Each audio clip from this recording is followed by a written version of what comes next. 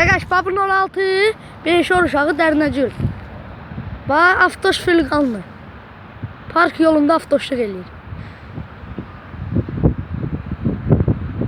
16 qaqaş odur. Arxa-arxaya gəlir, baxın. Gördünüz qaqaş.